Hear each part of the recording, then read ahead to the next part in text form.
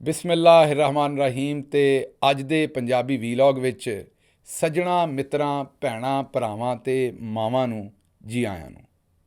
ਅੱਜ ਦੀ ਗੱਲ ਹੈ ਚਾਹ ਦੇ ਕੱਪ 'ਚ ਡਿੱਗਿਆ ਹੋਇਆ ਬਿਸਕੁਟ। ਅੱਜ ਪਹਿਲਾਂ ਤੁਹਾਡੇ ਨਾਲ ਇਹ ਕਿੱਸਾ ਸਾਂਝਾ ਕਰਾਂਗੇ ਤੇ ਫਿਰ ਇਹਦੇ ਉੱਤੇ ਗੱਲਬਾਤ ਕਰਾਂਗੇ ਕਿ ਇਸ ਕਿੱਸੇ ਦਾ ਅੱਜ ਦੀ ਸਿਆਸਤ ਤੇ ਰਿਆਸਤ ਨਾਲ ਕੀ ਲੈਣ ਦੇਣ ਹੈ। ਚੌਧਰੀ ਕਰਮਦੀਨ ਆਪਣੇ ਨਿੱਕੇ ਵੀਰ ਦੇ ਨਾਲ ਮੀਆਂ ਦੀ ਬਾਂਗ ਨਾਲ ਉੱਠਿਆ, ਬੱਸ ਫੜੀ, ਸਵੇਰੇ ਸਵੇਰੇ ਤੜਕੇ ਤੇ ਸ਼ਹਿਰ ਦਾ ਰੁਖ ਕੀਤਾ।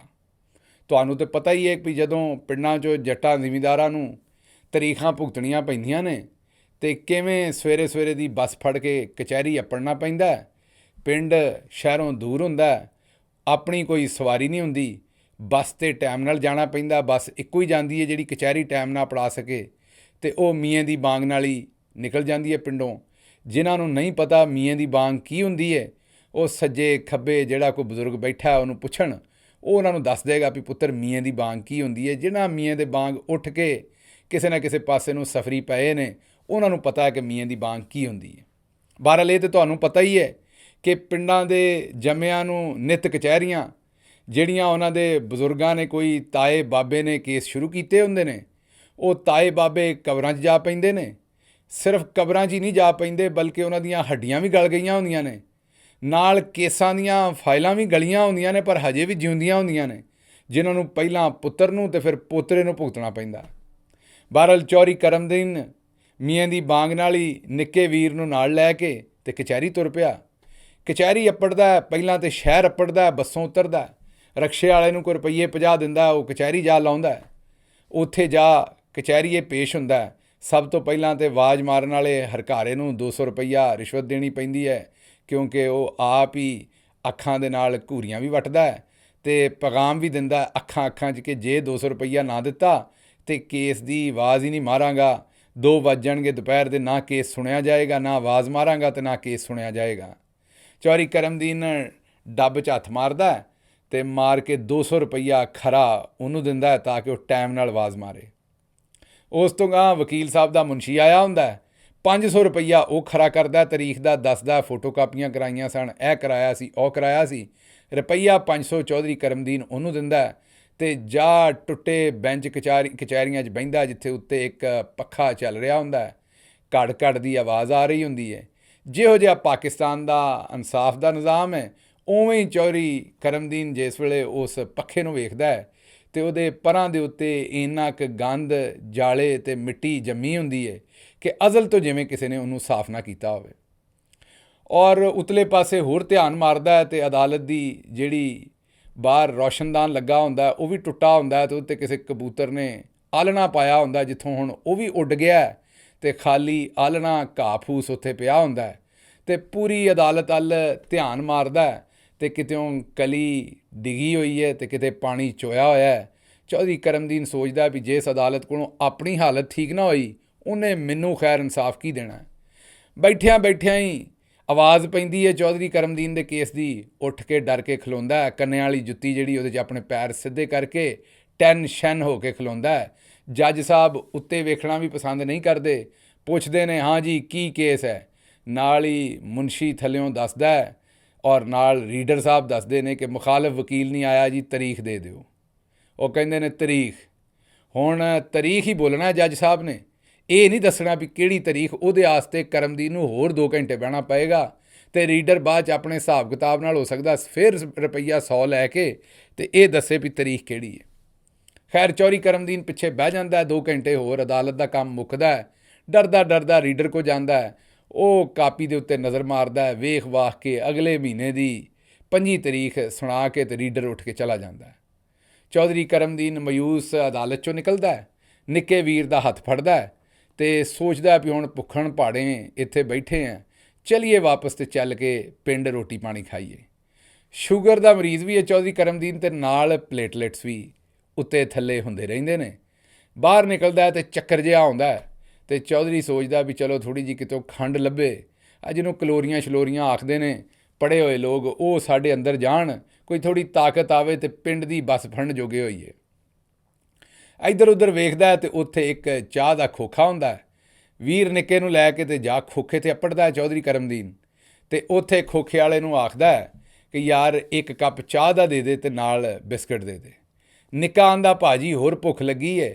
ਚੌਧਰੀ ਕਰਮਦੀਨ ਡੱਬ ਨੂੰ ਹੱਥ ਮਾਰਦਾ, ਪੈਸੇ ਵੇਖਦਾ ਤੇ ਪੂਰੇ ਹੀ ਕਿਰਾਏ ਦੇ ਹੁੰਦੇ ਨੇ ਪਿੰਡ ਵਾਪਸ ਮੁੜਨ ਦੇ, ਤੇ ਵਿੱਚ ਕੋਈ 25 30 50 ਰੁਪਈਏ ਵੱਧ ਹੁੰਦੇ ਨੇ ਜਿਨ੍ਹਾਂ ਨਾਲ ਚਾਹ ਦਾ ਕੱਪ ਹੀ ਆ ਸਕਦਾ ਤੇ ਬਿਸਕਟ ਹੀ ਆ ਸਕਦੇ ਨੇ।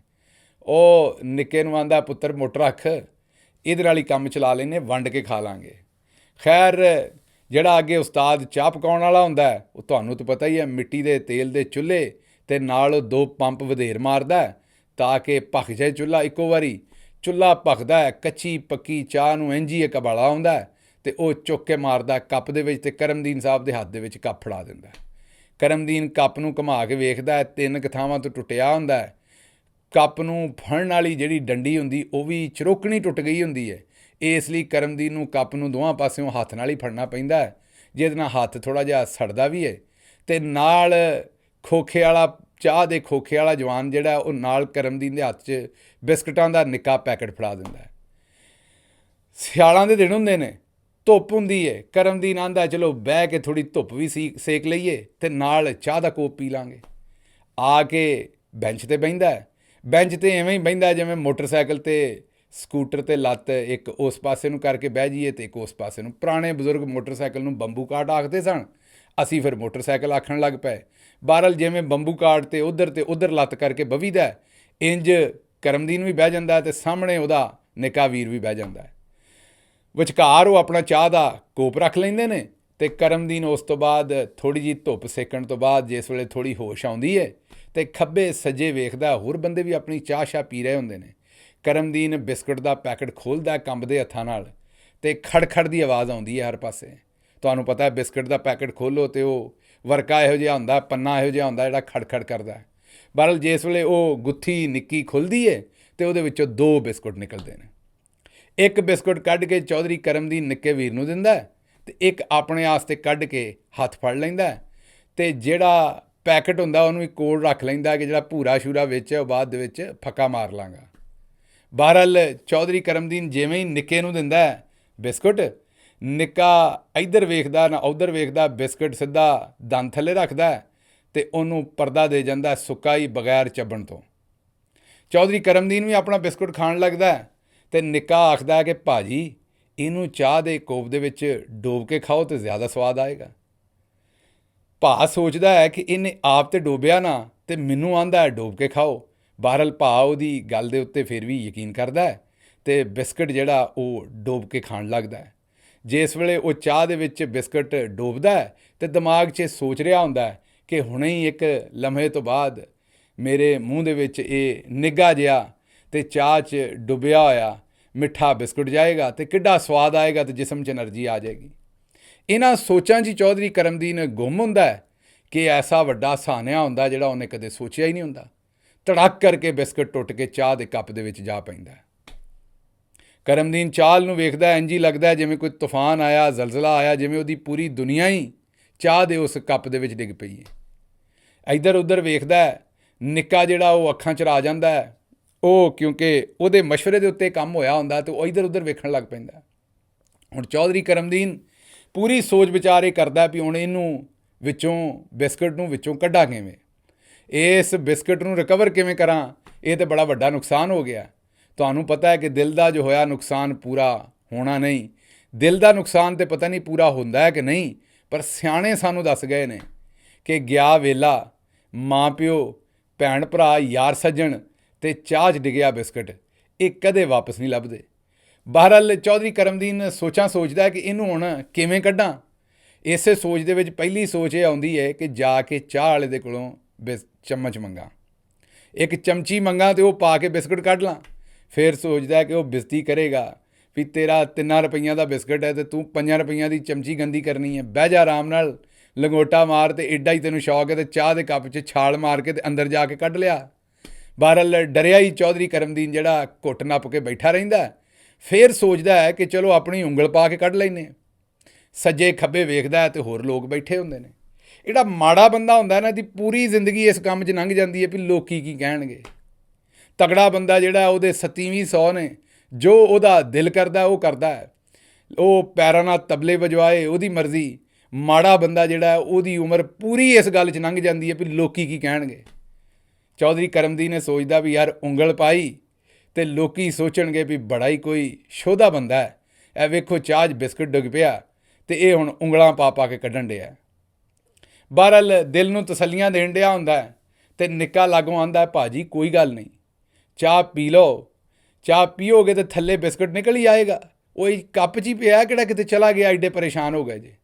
ਹੁਣ ਨਿੱਕੇ ਨੂੰ ਕੋਈ ਦੱਸਣ ਵਾਲਾ ਹੋਵੇ ਕਿ ਕਿਆ ਚਾਹ 'ਚ ਅੱਧ ਭਿੱਜਿਆ ਬਿਸਕੁਟ ਮੁਰਮਰਾ ਵੀ ਹੋਵੇ ਤੇ ਥੋੜ੍ਹਾ ਜਿਹਾ ਨਿੱਘਾ ਵੀ ਹੋਵੇ ਤੇ ਥੋੜ੍ਹਾ ਜਿਹਾ ਗਿੱਲਾ ਵੀ ਹੋਵੇ ਤੇ ਥੋੜ੍ਹਾ ਜਿਹਾ ਸੁੱਕਾ ਵੀ ਹੋਵੇ ਤੇ ਥੋੜ੍ਹਾ ਮਿੱਠਾ ਵੀ ਹੋਵੇ ਤੇ ਨਾਲ ਚਾਹ ਦੀ ਮਿਠਾਸ ਵੀ ਹੋਵੇ, ਉਹ ਖਾਣ ਦਾ ਤੇ ਕੱਪ ਪੀਣ ਤੋਂ ਬਾਅਦ ਜਿਹੜੀ ਮੈਦੇ ਦੀ ਡਲੀ ਥੱਲੇ ਰਹਿ ਜਾਣੀ ਹੈ, ਭਲਾ ਇਹਨਾਂ ਦਾ ਕੋਈ ਇੱਕ ਦੂਜੇ ਨਾਲ ਜੋੜ ਬਣਦਾ? ਨਹੀਂ ਬਣਦਾ। ਬਹਰਹਾਲ ਚੌਧਰੀ ਨਿਜ਼ਾਮਦੀਨ ਨੂੰ ਗੁੱਸਾ ਤੇ ਬੜਾ ਆਉਂਦਾ ਹੈ ਚੌਧਰੀ ਕਰਮਦੀਨ ਨੂੰ। ਉਹ ਸੋਚਦਾ ਹੈ ਕਿ ਬਈ ਆਪ ਤੇ ਇਹਨੇ ਸੁੱਕੇ ਨੂੰ ਹੀ ਪਰਦਾ ਦੇ ਛੜਿਆ ਤੇ ਮੈਨੂੰ ਹੁਣ ਇਹੋ ਜਿਹੇ ਮਸ਼ਵਰੇ ਦਿੰਦਾ। ਬਹਰਹਾਲ ਘੁੱਟ ਨੱਪ ਕੇ ਆਪਣੇ ਇਸ ਨੁਕਸਾਨ ਨੂੰ ਬਰਦਾਸ਼ਤ ਕਰਦਾ ਹੈ, ਚਾਹ ਪੀਂਦਾ। ਪੀਣ ਤੋਂ ਬਾਅਦ ਜਦੋਂ ਥੱਲੇ ਉਹ ਮੈਦੇ ਦੀ ਡਲੀ, ਮੈਦੇ ਦੀ ਬਲਕਿ ਗੁਠਲੀ ਰਹਿ ਜਾਂਦੀ ਹੈ, ਉਹਨੂੰ ਪੀਣ ਦੀ ਕੋਸ਼ਿਸ਼ ਕਰਦਾ ਤੇ ਉਹ ਖੰਡ ਹੀ ਹੁੰਦੀ ਹੈ, ਉਹ ਕੋਈ ਪਤਾ ਨਹੀਂ ਲੱਗਦਾ ਕਿ ਕਦੇ ਬਿਸਕੁਟ ਹੁੰਦਾ ਸੀ ਕਿ ਨਹੀਂ ਹੁੰਦਾ ਸੀ। ਤੇ ਇਹ ਕਿੱਸਾ ਤੁਹਾਨੂੰ ਸੁਣਾਉਣ ਦਾ ਇੱਕ ਮਕਸਦ ਸੀ। ਇਹ ਮਕਸਦ ਮੈਨੂੰ ਤੁਹਾਡੇ ਸਾਹਮਣੇ ਇਹ ਰੱਖਣਾ ਸੀ ਕਿ ਇਹਦੇ ਵਿੱਚ ਜਿਹੜਾ ਕਰਮਦੀਨ ਹੈ ਉਹਨੂੰ ਤੇ ਉਹਦੇ ਨੁਕਸਾਨ ਨੂੰ ਜ਼ਰਾ ਹੁਣ ਨਵਾਜ਼ ਸ਼ਰੀਫ ਸਾਹਿਬ ਨਾਲ ਸੋਚੋ। ਨਵਾਜ਼ ਸ਼ਰੀਫ ਸਾਹਿਬ ਨੇ ਮਹਿਲ ਤੇ ਚਬਾਰੇ ਤੇ ਬਣਾ ਛੜੇ ਇੰਗਲੈਂਡ ਦੇ ਵਿੱਚ, ਸਿਆਸੀ ਜੇਬ ਖਾਲੀ ਸੀ ਤੇ ਸਿਆਸੀ ਜੇਬ ਭਰਨ ਵਾਸਤੇ ਨਿੱਕੇ ਨੂੰ ਘੱਲਿਆ ਕਿ ਪੁੱਤਰ ਤੇਰੀ ਗੱਲ ਹੋ ਗਈ ਹੈ, ਜਾ ਕੇ ਨਿਜ਼ਾਮਦੀਨ ਸਾਹਿਬ ਨਾਲ ਗੱਲ ਕਰ ਤੇ ਅਸੀਂ ਜਿਹੜਾ ਉਹ ਆ ਕੇ ਇੱਥੇ ਹਕੂਮਤ ਕਰੀਏ। ਪੱਲੇ ਧੇਲਾ ਨਹੀਂ ਸੀ ਪਰ ਫਿਰ ਵੀ ਮੇਲਾ ਮੇਲਾ ਕੀਤਾ ਤੇ ਆ ਕੇ ਨਿੱਕੇ ਦੇ ਕਹਿਣ ਦੇ ਉੱਤੇ ਬਿਸਕੁਟ ਡੋਬ ਬੈਠਾ। ਵਰਨਾ ਲੰਦਨ ਬੈਠੇ ਆਰਾਮ ਨਾਲ ਕਲਕਾਰੀਆਂ ਮਾਰਦੇ ਸਾਂ, ਨਾ ਕੋਈ ਪੁੱਛਣ ਵਾਲਾ ਸੀ ਤੇ ਨਾ ਦੱਸਣ ਵਾਲਾ ਸੀ। ਨਿੱਕੇ ਨੇ ਆਖਿਆ ਕਿ ਭਾਜੀ ਬਿਸਕੁਟ ਡੋਬ ਲਓ ਤੇ ਭਾਜੀ ਨੇ ਬਿਸਕੁਟ ਡੋਬ ਲਿਆ ਤੇ ਹੁਣ ਬਿਸਕੁਟ ਚਾਹ ਦੇ ਵਿੱਚ ਪਿਆ ਤੇ ਨਾ ਭਾ ਉਂਗਲ ਪਾ ਕੇ ਫਾਰਮ 47 ਕੱਢ ਸਕਦਾ ਤੇ ਨਾ ਭਾ ਨੂੰ ਕੋਈ ਚਮਚਾ ਦੇਣ ਡਿਆ ਤੇ ਨਾ ਹੀ ਭਾ ਨੂੰ ਸਵਾਦ ਆਉਣਾ ਜਦੋਂ ਚਾਹ ਪੀਤੀ ਗਈ ਤੇ ਆਖਰ ਦੇ ਉੱਤੋਂ ਉਹ ਜਿਹੜੀ ਸ਼ਾਇਦ ਨਿਕਲਣੀ ਹੈ ਉਹ ਵੀ ਕੋਈ ਸਵਾਦ ਨਹੀਂ ਹੋਣਾ, ਨਾ ਉਹ ਜਿੱਤੇ ਤੇ ਨਾ ਹਾਰੇ। ਇਸ ਲਈ ਭਾ ਹੁਣ ਨਿੱਕੇ ਵਾਲੇ ਪਾਸੇ ਨੂੰ ਵੇਖਣ ਡਿਆ ਬੜੇ ਗੌਰ ਨਾਲ ਕਿ ਨਿੱਕੇ ਮੇਰੇ ਨਾਲ ਝੂਠ ਹੀ ਮਾਰਿਆ ਸੀ ਕਿ ਭਾਜੀ ਸਾਡੀ ਗੱਲ ਹੋ ਗਈ ਹੈ। ਸਾਡੀ ਗੱਲ ਤੇ ਕੋਈ ਨਹੀਂ ਹੋਈ, ਇਹ ਤੇ ਸਾਨੂੰ ਮੁਸੀਬਤ 'ਚ ਹੀ ਪਾ ਛੱਡਿਆ। ਤੇ ਹੁਣ ਨਵਾਜ਼ ਸ਼ਰੀਫ ਸਾਹਿਬ ਦੀ ਕਿਸਮਤ ਵੀ ਐਵੇਂ ਦੀ ਹੈ ਵੀ ਨਿੱਕਾ ਤੇ ਬਿਸਕੁਟ ਖਾ ਗਿਆ ਆਪਣਾ, ਤੇ ਨਵਾਜ਼ ਸ਼ਰੀਫ ਸਾਹਿਬ ਨੇ ਆਪਣੇ ਹੌਕੇ ਹੰਝੂ ਸਦਰਾਂ ਇੰਝ ਹੀ ਪੀਣੀਆਂ ਨੇ ਬਿਸਕੁਟ ਦੇ ਮੈਦੇ ਦੇ ਤਰ੍ਹਾਂ ਤੇ ਆਪਣੇ ਆਪ ਨੂੰ ਇਹੀ ਕਹਿਣਾ ਕਿ ਗੱਲ ਗੁੱਲ ਕੋਈ ਨਹੀਂ ਸੀ ਹੋਈ, ਬਸ ਸ਼ਰੀਕਾਂ ਨੇ ਤੜਾ ਕੇ ਮਰਵਾਇਆ। ਜਿਸ ਵੇਲੇ ਮੈਂ ਵੀਲਾ ਕਰਨ ਦਾ ਸੋਚਿਆ ਤੇ ਇੱਕ ਸਾਡੀ ਸੋਹਣੀ ਸੁਨੱਖੀ ਪਾਕਿਸਤਾਨੀ ਇੰਡਸਟਰੀ ਦੇ ਵਿੱਚ ਬੜੇ ਜਾਨਦਾਰ ਉਸਤਾਦ ਰਮਜ਼ਾਨ ਨਕਸ਼ਬੰਦੀ ਸਾਹਿਬ ਨੇ, ਉਸਤਾਦ ਰਮਜ਼ਾਨ ਨਕਸ਼ਬੰਦੀ ਸਾਹਿਬ ਨੇ ਇਹਦੇ ਉੱਤੇ ਚੰਦ ਅਸ਼ਾਰ ਲਿਖੇ ਨੇ, ਅੱਜ ਦੇ ਇਸ ਵੀਲਾਗ ਦੇ ਟਾਪਿਕ ਦੇ ਉੱਤੇ ਚੰਦ ਅਸ਼ਾਰ ਲਿਖੇ ਨੇ, ਉਹ ਤੁਹਾਡੀ ਖਿਦਮਤ 'ਚ ਪੇਸ਼ ਕਰਨੇ ਆ। ਉਹਨਾਂ ਨੂੰ ਸੁਣੋ ਤੇ ਉਹਨਾਂ ਦੇ ਉੱਤੋਂ ਤੁਹਾਨੂੰ ਆਪੇ ਪਤਾ ਲੱਗੇਗਾ ਵੀ ਇਹ ਡਿੱਗਿਆ ਹੋਇਆ ਬਿਸਕੁਟ ਅਸਲ ਦੇ ਵਿੱਚ ਨਵਾਜ਼ ਸ਼ਰੀਫ ਦੀ ਡਿੱਗੀ ਹੋਈ ਕਿਸਮਤ ਹੈ, ਡਿੱਗੀ ਹੋਈ ਸਿਆਸਤ ਹੈ। ਜਿਵੇਂ ਗਿਆ ਵੇਲਾ ਤੇ ਡਿੱਗਿਆ ਬਿਸਕੁਟ ਦੁਬਾਰਾ ਹੱਥੇ ਨਹੀਂ ਆਉਂਦਾ, ਇੰਝ ਹੀ ਨਵਾਜ਼ ਸ਼ਰੀਫ ਦੀ ਡੁੱਬੀ ਹੋਈ ਸਿਆਸਤ ਹੁਣ ਦੁਬਾਰਾ ਕਦੇ ਹੱਥ ਨਹੀਂ ਆਉਣੀ। ਜੇ ਨੀਅਤ ਸਾਫ਼ ਰੱਖਦਾ, ਸੱਚ ਬੋਲਦਾ ਤੇ ਬਿਸਕੁਟ ਨਾ ਡੁੱਬਦਾ ਤੇ ਨਾ ਬਿਸਕੁਟ ਦੇ ਨਾਲ ਆਪ ਮੁਕੱਦਰ ਡੁੱਬਦੇ। ਬਹਰਹਾਲ ਹੁਣ ਮੀਆਂ ਸਾਹਿਬ ਦੀ ਹਰ ਸ਼ੈ ਡੁੱਬ ਗਈ ਹੈ ਤੇ ਉਹ ਗਾਂਹ ਵੀ ਆਪਣਾ ਹਰ ਕੰਮ ਡੁਬਾਉਣ ਦੇ ਦਰ 'ਤੇ ਨੇ। ਇਸ ਲਈ ਇਹ ਚੰਦ ਅਸ਼ਾਰ ਜਿਹੜੇ ਉਸਤਾਦ ਰਮਜ਼ਾਨ ਨਕਸ਼ਬੰਦੀ ਨੇ ਲਿਖੇ ਨੇ, ਇਹ ਸੁਣੋ ਤੇ ਇੰਜੋਏ ਕਰੋ ਤੇ ਮੇਰੇ ਵੱਲੋਂ ਰੱਬ ਰਾਖਾ। ਚਾਹ 'ਚ ਜਿਵੇਂ ਬਿਸਕਟ ਡੁੱਬਿਆ, ਵਾਪਸ ਆ ਕੇ ਇੰਜ ਮੈਂ ਰੁਲਿਆ, ਨਿੱਕਿਆ ਸਾਡੀ ਗੱਲ ਸੀ ਹੋਈ, ਫਿਰ ਕਿਉਂ ਕਿਸਮਤ ਮੇਰੀ ਮੋਈ, ਸ਼ੇਰ ਤੇ ਕਿਉਂ ਨਾ ਲੱਗੇ ਠੱਪੇ, ਹਾਫਜ਼ ਲਾਏ ਲਾਰੇ ਲੱਪੇ, 47 ਦਾ ਫਾਰਮ ਭਰਦੇ, ਪਲੱਸ ਮਾਈਨਸ ਨੂੰ ਮੌਤ ਕਿਉਂ ਪਈ, ਪਹਿਲਾਂ ਕਿਹੜੀ ਇੱਜ਼ਤ ਸੀ ਪਰ ਹੁਣ ਤੇ ਹੋ ਗਈ ਬਿਸਦੀ ਜਈ, ਚਾਹ ਚੋਂ ਕਿਵੇਂ ਬਿਸਕਟ ਕੱਢਾਂ, ਫਿਰ ਨਾ ਕੋਈ ਧੁੰਦੇ ਡੰਡਾ, ਜਾ ਤੇ ਬਿਸਕਟ ਖਾਵੇ ਖੇ, ਮੈਨੂੰ ਵਾਪਸ ਜਾਵਣ ਦੇ। ਮੈਨੂੰ ਵਾਪਸ ਜਾਵਣ ਦੇ।